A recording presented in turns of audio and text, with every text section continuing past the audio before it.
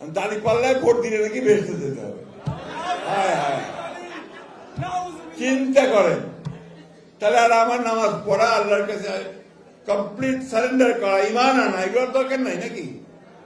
আমাদের আজকে যে সংস্কারের কথা বারবার বলা হচ্ছে, পত্র পত্রিকা রেডিও টেলিভিশন খুব প্রচার হচ্ছে, প্রধান উপদেষ্টা থেকে সমস্ত উপদেষ্টারা নেমে গেছেন প্রচারণায়, ভালো কথা। যেটা আমরা বলেছি 22 সালেই আমরা এই সংস্কারের কথা বলেছি। আমরা যা যা বলেছি সবগুলো আজকে এখানে আছে। সুতরাং এই সংস্কার দিয়ে আবার আমাদেরকে প্রশ্ন করে অনেকে, আপনারা কি সংস্কারের পক্ষে না বিপক্ষে? ওটা তো আমারই সন্তান, আমি তো তার জন্য প্রাণ দিতে পারি। এই যে জিনিসগুলো সবসময় আপনার বিভ্রান্ত করার চেষ্টা করা হয়। আমাকে কেউ জিজ্ঞেস করলে বলারে আমি সোজাসুজি বলি মাই চাই। সুতরাং সংস্কার যেটুকু হয়েছে, যেখানে একমত হয়েছি সমস্ত রাজনৈতিক দলগুলো, অবশ্যই সেটা আমাদের হ্যাঁ আছে, না নাই। কিন্তু তোমরা কারসাজি করেছো, তোমরা কিছুটা বেইমানি করেছো। আমার বলতে কোনো দ্বিধা নেই। যেগুলো আমরা একমত হই নাই সেগুলো ঢুকিয়ে দিয়েছ। তারপরে আমরা কিন্তু মেনে নিয়েছি যে ঠিক আছে, দেশের বৃহত্তর স্বার্থে, জনগণের বৃহত্তর স্বার্থে আমাদের কাছে যেটা গ্রহণযোগ্য নয় সেটাও আমরা মেনে নিয়েছি। ঠিক আছে, পরে পার্লামেন্টে কি দেখা যাবে। আমি যে কথাটা বলতে চাই যে আজকে একটা অর্কেস্ট্রেট একটা প্রচারণা, পরিকল্পিতভাবে একটা প্রচারণা হচ্ছে বিএনপির বিরুদ্ধে। কারণ বিএনপিতে আমাদের সবচেয়ে বড় শত্রু। কারণ নির্বাচন হলে বিএনপি ল্যান্ডস্লাইড ভিক্টরি পাবে কিনা? কি আসতে কেন জোর নাই গলায়? তো এই ল্যান্ডস্লাইড ভিক্টরি বিএনপি পাবে, সেই কারণেই শুরু হয়েছে। আর সবচেয়ে বেশি দুষ্টামিগুলো কারা করছে?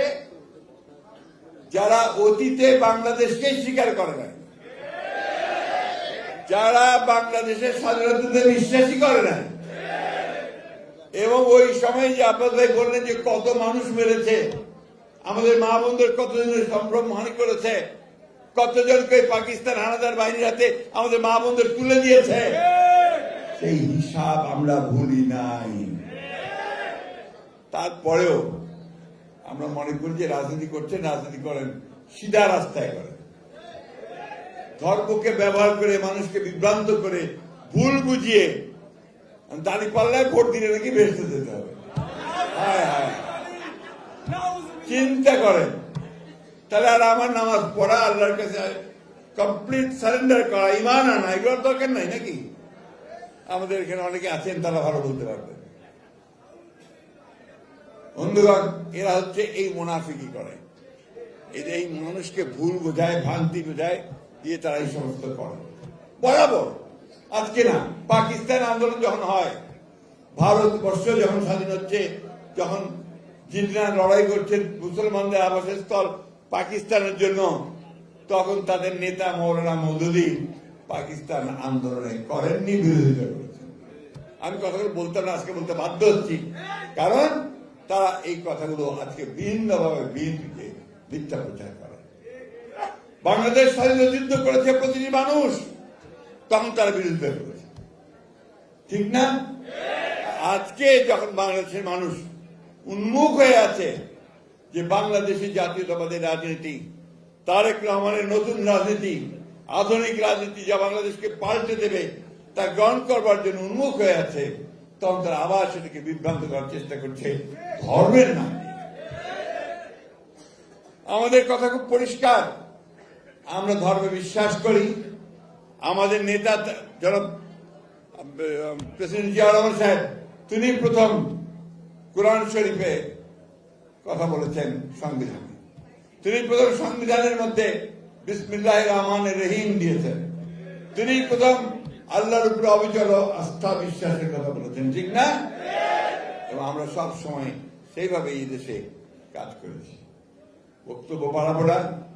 আজকে এই সময়ে আর মাত্র আমি হিসাব করছিলাম 23 দিন আছে নির্বাচনে।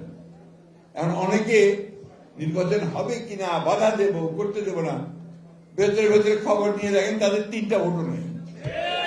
ওরা আবার বড় গোলায় পরে নির্বাচন হতে দেবে না। ভাই হোক, নির্বাচন দেখা যাক কে কতটা ভোট পায়। আমরা তো সেই জন্য আমরা ভোটের জন্য উন্মুখ হয়ে আছি। আমরা নির্বাচন চাই, আমরা যাবো জনগণের কাছে। জনগণ যদি আমাদেরকে গ্রহণ করে, আমরা আছি, জনগণ যদি বাদ দেয় বাদ দিয়ে দেবো, আমরা বিরোধী দলে থাকবো, তাই না?